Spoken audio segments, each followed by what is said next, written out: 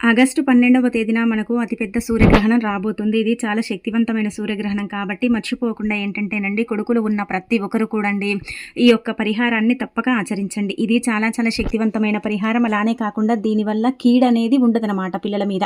అంటే మనకు పిల్లల మీద చెడు ప్రభావాలు అనేవి పడతాయండి గ్రహణం వల్ల.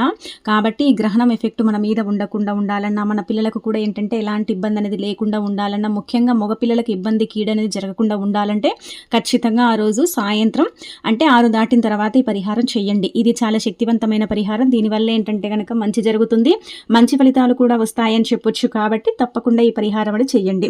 కొడుకులు ఉన్న ప్రతి ఒక్కరు కూడా 6:45 తర్వాత ఈ పరిహారం చేసినట్టయితే వాళ్ళ ఎదుగుదల అనేది చక్కగా ఉంటుందండి. ఇప్పుడు మన ఇంట్లో మగపిల్లలు ఉన్నారనుకోండి, మన ఇంటికి ఎక్కువగా నరదిష్టి ఉంటుంది. ఇది మనందరికీ తెలిసింది.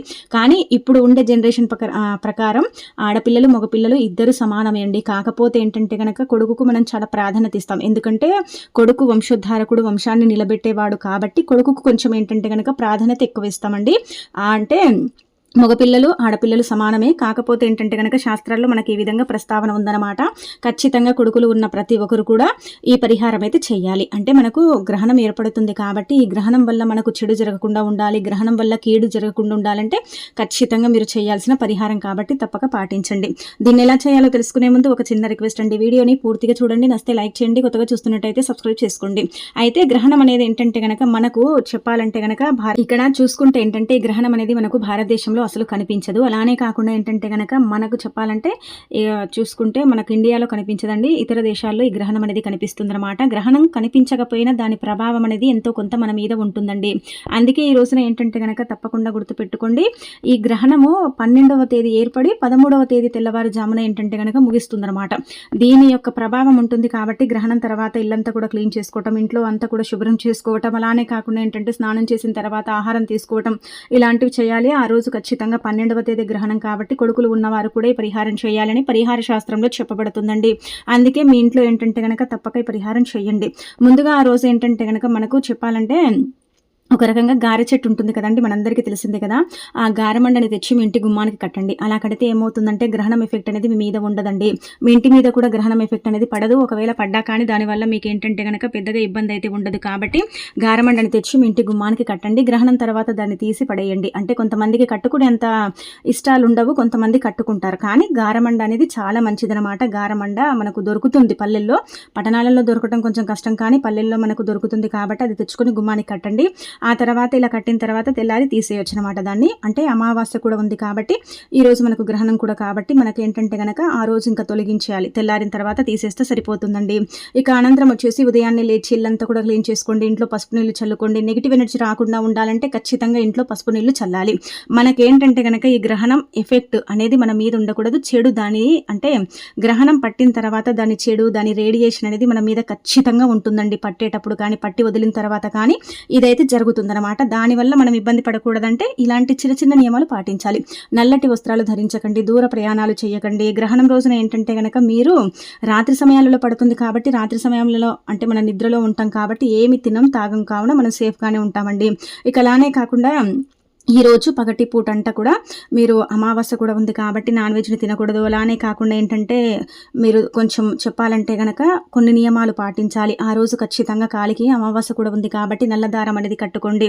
ఇక అనంతరం వచ్చేసి ఇంకొకటి చూసుకుంటే ఏంటంటే ఇక్కడ మనం గమనించాల్సింది ఏంటంటే గనక మూగ జీవాలను హింసించడం కానీ, కొట్టడం కానీ, నాన్ వెజ్ని తినటం కానీ ఇలాంటి పనులు కూడా చెయ్యకండి.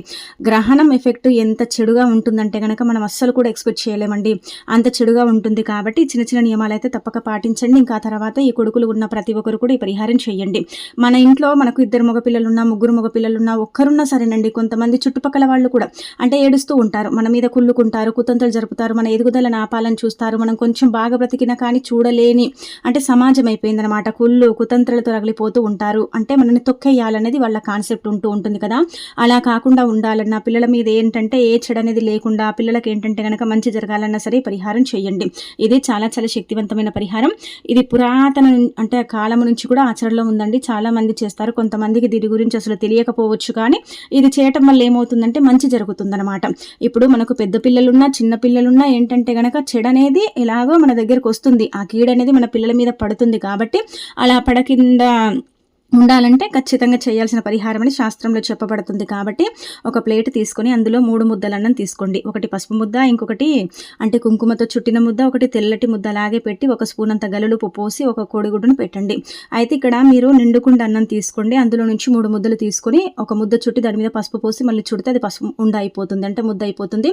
రెండోది వచ్చేసి ఏంటంటే గనక ముద్ద చుట్టి కుంకుమ పోసేసి మళ్ళీ ముద్ద గట్టిగా చుట్టేస్తే దాన్ని మనం కుంకుమ ముద్దగా పరిగణిస్తాం. వైట్ది అలాగే చుట్టేయండి. గల్లుప్పు కూడా చెడుని తీసేస్తుంది. ఈ ముద్దలన్నం కూడా పసుపు కుంకుమలు మంగళకరమైనవి, శుభకరమైనవి, శుభాలను సూచించి పిల్లలపైన ఉండే నెగిటివిటీని తీసేయడానికి ఉపయోగపడతాయి. ఎలాంటి ఇబ్బంది అనేది రాకుండా చేయడానికి ఏంటంటే గుర్తుపెట్టుకోండి, ఈ అన్నం అనేది ఉపయోగపడుతుంది. అలానే కాకుండా కోడిగుడ్డు కూడా ఒక రకంగా చెప్పాలంటే దరిద్రాన్ని తీసేస్తుంది.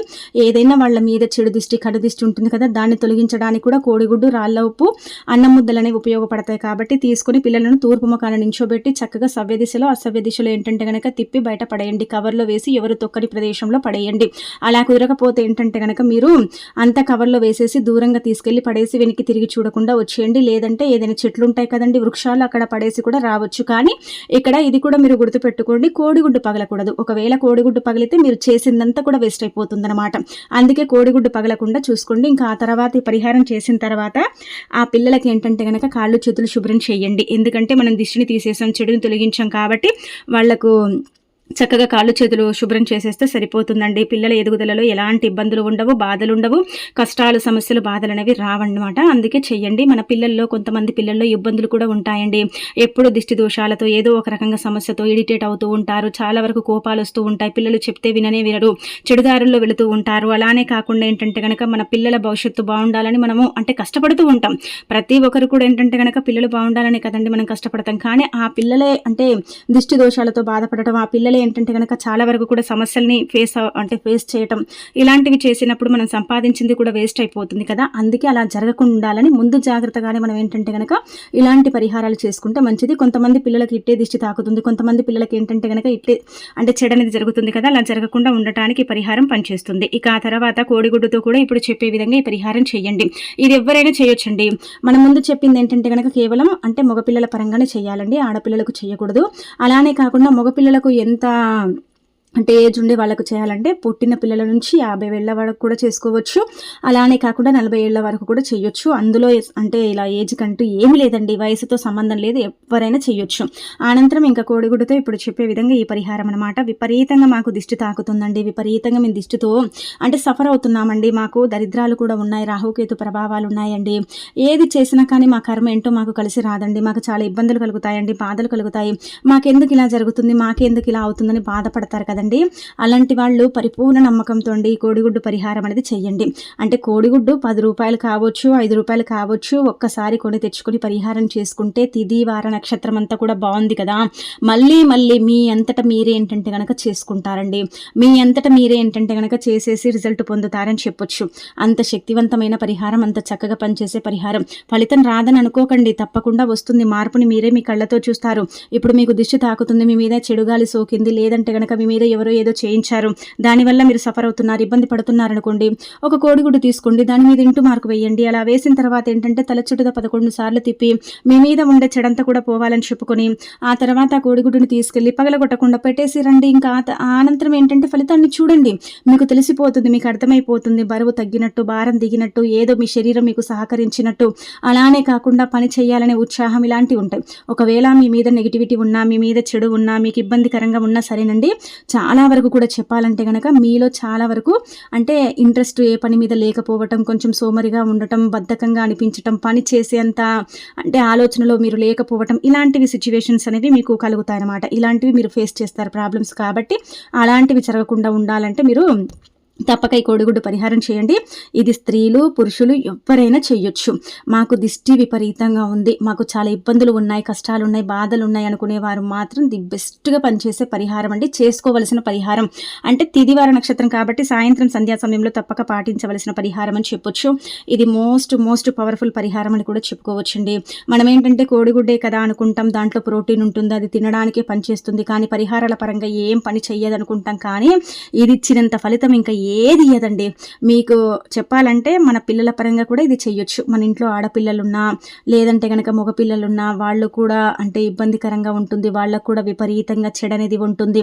నెగెటివ్ ఎనర్జీ అనేది ఉంటుందని బాధపడేవారు కూడా ఈ పరిహారం అయితే చెయ్యొచ్చనమాట. దీని పరంగా 99% మంచి జరుగుతుంది. ఇది మనకు పరిహార శాస్త్రంలో చెప్పబడుతుంది కాబట్టి మరి మీకు మంచి జరగాలన్నా, మంచి ఫలితాలు రావాలన్నా, మీ జీవితం మారిపోయి మీరు పట్టిందల్లా బంగారం కావాలన్నా సరేనండి, ఈ యొక్క 12వ తేదీ మనకు సూర్యగ్రహణం ఏర్పడుతుంది కాబట్టి ఆ రోజున మర్చిపోకుండా ఈ పరిహారం చేసేసి చక్కగా ఫలితం అనేది పొందండి.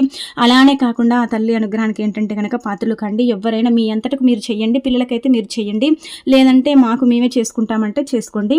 అమావాస్య రోజు ఎలాగో ఏంటంటే కనుక ఇంటిల్లిపాది కూడా మనం దిష్టి తీసుకుంటాం కదండి. పిల్లలకు తీస్తాం, మనం తీసుకుంటాం, ఇంటికి కూడా తీస్తాం. అంతెందుకండి, మీ ఇంట్లో విపరీతంగా సమస్యలు ఉన్నాయనుకోండి, ఒక కోడిగుడ్డు తీసుకోండి, దాని మీద ఇంటూ మరకు వేసేసి చక్కగా ఇంటి బయట గుమ్మం బయట నించొని ఇంటికి దిష్టి తీయండి. అంటే ఎడమ చేతిలో పట్టుకొని దిష్టి తీసేసి ఆ కోడిగుడ్డును పగలగొట్టకుండా పెట్టేయండి. ఇంకా మీరు పెట్టేసి వచ్చిన తర్వాత అది పగిలిపోయినా మనకేం సంబంధం లేదు, అది పగలకుండా ఉన్నా మనకు సంబంధం లేదు, ఎవరైనా తీసుకెళ్ళినా మనకేం ప్రాబ్లం లేదు. కానీ మనం చేసేటప్పుడు పగలకుండా చూసుకోవాలి అంతే. అదొకటి జాగ్రత్త పడితే మిగతా అదంతా కూడా పర్ఫెక్ట్గా ఉంటుందండి. ఇంకా పర్ఫెక్ట్గా పరిహారం అనేది ఏంటంటే కనుక పనిచేస్తుంది అనమాట. ఇది చాలా చాలా శక్తివంతమైన పరిహారం కాబట్టి పాటించండి. ఇలాంటి అంటే ఇలాంటి తిదివార నక్షత్రాలు ఉన్నప్పుడు చేసుకుంటే ఎక్కువగా రిజల్ట్ని మనం పొందే అవకాశం కూడా ఉంటుంది. చాలా చాలా శక్తివంతమైన పరిహారం.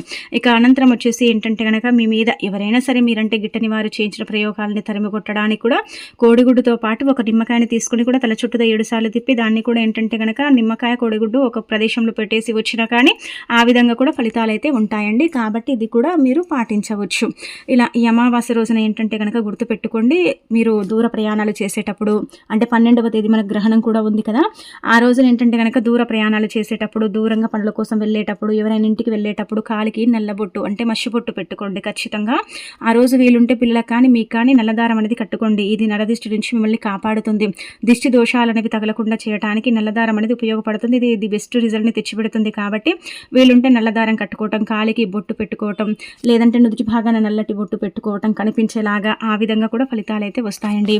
అలా కూడా మీరైతే చక్కటి రిజల్ట్ని అయితే చూసే అవకాశం ఉంటుందన్నమాట. అందుకే ఇలా ఈ చిన్న చిన్న నియమాలు పాటించుకుంటూ ఈ పనిని చేసుకోండి. ఆ రోజు ఏంటంటే కనుక గ్రహణం ఉంది కాబట్టి ఇంట్లో నాన్ వెజ్ను వండకండి, తినకండి. ఇంకా అలానే కాకుండా ఏంటంటే కనుక మీరు చిన్న చిన్న దాన ధర్మాలు చేసిన దరిద్రం కూడా పోతుంది. అనంతరం వచ్చేసి ఏంటంటే కొన్ని చిన్న చిన్న నియమాలు మనం చెప్పుకునేవి పాటించినా కానీ మంచి ఫలితాలు అయితే వస్తాయని పురాణ గ్రంథాల్లో చెప్పబడుతుందన్నమాట. ఇవన్నీ కూడా మన పూర్వీకులు ఆచరించిన పరిహారాలు, ఇవి పనిచేసే పరిహారాలు. వీటి వల్ల ఏంటంటే నష్టము కష్టము ఏర్పడదు, ఖచ్చితంగా లాభాలు అయితే ఉంటాయి. కాబట్టి తప్పకండి ప్రయత్నించండి, తిరగనేది ఉండదండి.